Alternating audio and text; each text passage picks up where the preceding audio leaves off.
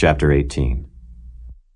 And it came to pass, when he had made an end of speaking unto Saul, that the soul of Jonathan was knit with the soul of David, and Jonathan loved him as his own soul.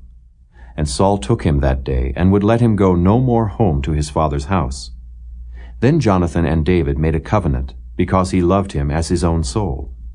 And Jonathan stripped himself of the robe that was upon him, and gave it to David, and his garments, even to his sword, and to his bow, and to his girdle. And David went out whithersoever Saul sent him, and behaved himself wisely. And Saul set him over the men of war, and he was accepted in the sight of all the people, and also in the sight of Saul's servants.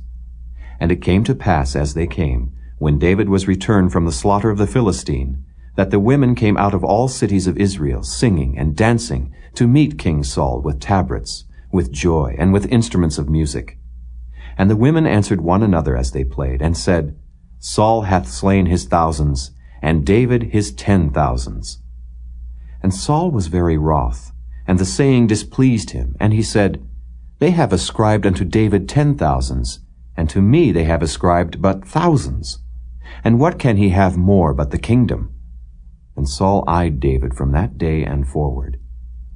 And it came to pass on the morrow that the evil spirit from God came upon Saul, and he prophesied in the midst of the house. And David played with his hand as at other times, and there was a javelin in Saul's hand. And Saul cast the javelin, for he said, I will smite David even to the wall with it. And David avoided out of his presence twice. And Saul was afraid of David, because the Lord was with him, and was departed from Saul. Therefore Saul removed him from him, and made him his captain over 1,000. And he went out and came in before the people. And David behaved himself wisely in all his ways, and the Lord was with him. Wherefore, when Saul saw that he behaved himself very wisely, he was afraid of him. But all Israel and Judah loved David, because he went out and came in before them. And Saul said to David, Behold my elder daughter Merab, her will I give thee to wife. Only be thou valiant for me, and fight the Lord's battles. For Saul said, Let not mine hand be upon him, but let the hand of the Philistines be upon him. And David said unto Saul, Who am I?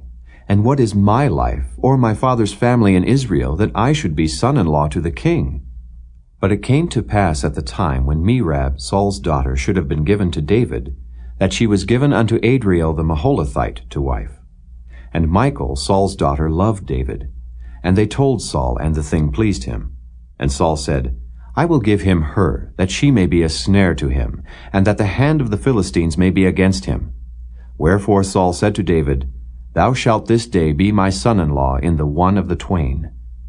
And Saul commanded his servants, saying, Commune with David secretly, and say, Behold, the king hath delight in thee, and all his servants love thee. Now therefore be the king's son-in-law.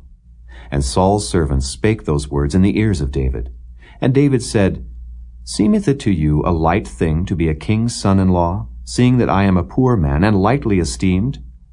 And the servants of Saul told him, saying, On this manner spake David. And Saul said, Thus shall ye say to David, The king desireth not any dowry, but 100 foreskins of the Philistines, to be avenged of the king's enemies.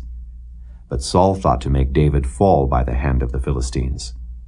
And when his servants told David these words, it pleased David well to be the king's son-in-law, and the days were not expired. Wherefore David arose and went, he and his men, and slew of the Philistines 200 men.